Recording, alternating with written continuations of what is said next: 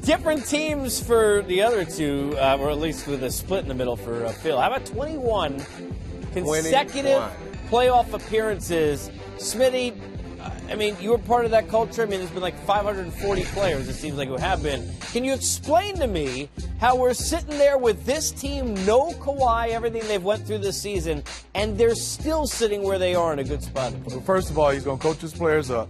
Second, they're going to develop throughout the year and the offseason.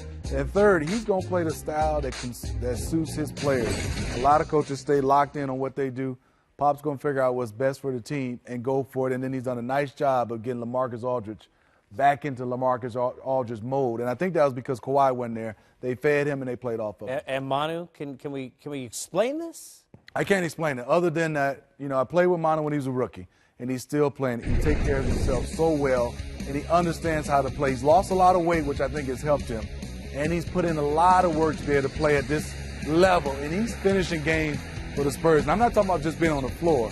They're running the ball, and they're playing through Manu at the end of games, which is unbelievable. 8 points and 3 assists in the fourth quarter. Sam, I know we had fun talking a lot today watching the Cat, how much you coached him and enjoyed it. AD, I'm sure you would have had some fun with, too. I see you smiling. Can you talk about just watching him? I mean, really, it does seem like he was above the rim most of the evening to help them push to the ball. Yeah, and that just tells you how good he is, because normally when you guard a guy that big, you want him to play away from the basket, but he is so versatile. He can step out and knock down shots. He can put the ball on the floor, and obviously, you can put it up above the rim and he can go get it. But think about what this guy has done. Ever since DeMarcus Cousins has been out this lineup, he's put the Pelicans on his back.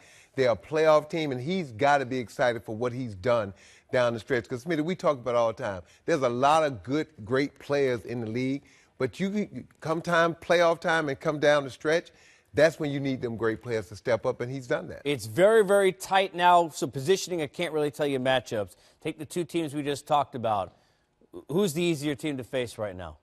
Spurs or Pelicans? Well, that Anthony Davis is one that's going to mess up all your staff as far as what you're scouting, how you play him, and trying to devise a defense. But I think overall, just that machine of the San Antonio Spurs, they can beat you in so many different ways. I still say San Antonio is a tougher out. And I agree, because people don't talk about the Spurs' defense, and then they don't talk about how the Spurs use their offense to control the tempo of the game. The Spurs make you play their style of basketball. And right now, if Portland stays in that 3 spot and they're sitting there looking at Portland, you got to believe San Antonio sitting at 6. They have to have confidence that they can go in Portland and win a basketball game.